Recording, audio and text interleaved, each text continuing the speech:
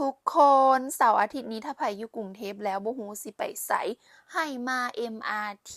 สิริกิติ์แล้วย่างออกมาทางออกหมายเลข3กันเลยเพราะอยู่นี่จะมีงาน Bangkok Expo 2025อยู่พิพิธภัณฑ์สวนเบญเริ่มแรกก็ต้องลงทะเบียนแล้วเราจะได้รับบุ๊กแบบนี้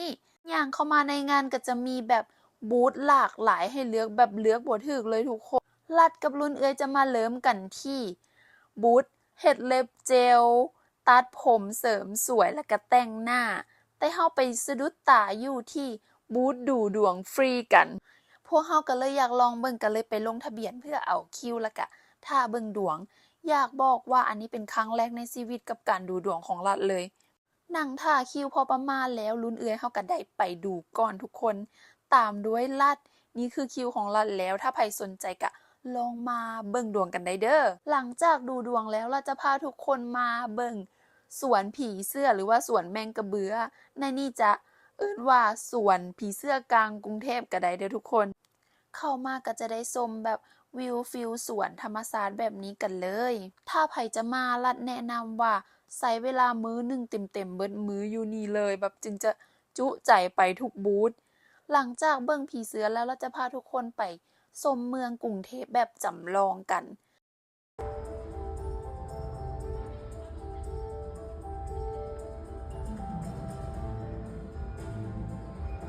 หลังจากเบิ่ง VTR แล้วเราจะพาทุกคนมาเลาะเบิ่งโมเดลจำลองข้างล่างที่สำคัญปีนี้พิเศษกว่าปีอื่นๆจะมีแบบ VR เนาะ VR ก็คือเฮาสแกน QR code ตามรูปนี้แล้วหลังจากนั้นก็จะเป็นแบบรูปต่างๆขึ้นมาเป็นแผนที่ลองมาลิ้นกันได้เด้อทุกคนเข้าชมฟรีจ้าอันนี้คือปิดท้ายโดยโมเดลจำลองของตึกมหานครและก็แถวๆออฟฟิศตนเองบ่ฮู้ว่าตึกของออฟฟิศตัวเองอยู่ไสแต่ก็ถ่ายมาไว้ทุกคน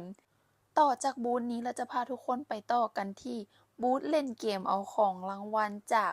West Buy เพียงแต่มีขวดน้ำเปล่าที่กินแล้วก็สามารถมาร่วมกิจกรรมในบูธนี้ได้มาลองเล่นกันได้เด้อทุกคนเลาะมาเมื่อยๆแล้วก็ย่างมาทางโซนอาหารก็จะมีทั้งอาหารเครื่องดื่มให้เลือกถ้าไผเมื่อยหรือว่าหิวก็สามารถมาโซนนี้ได้เด้อลืมบอกทุกคนยังจื้อได้บ่บุ๊กน้อยๆที่เฮาได้ตอนลงทะเบียนก่อนเข้างานอันนั้นสำคัญเลยแหละเพราะว่าเวลาเฮาไปเฮ็ดกิจกรรมเฮาจะได้สแตมป์หลังจากสแตมป์ได้ครบตามที่เพิ่นกำหนดก็จะสามารถเอาไปแลกของที่ระลึกได้เด้ออันนี้คือเจอผู้ว่ากทมนำก็เลยถ่ายมาไว้ให้เบิ่งบ่มีหยังเนาะเอาเป็นว่าถ้าไผว่างๆก็อย่าลืมมาเลาะงาน BKK Expo 2025งานจัดขึ้นตั้งแต่วันที่15-18 พฤษภาคมนี้เด้อ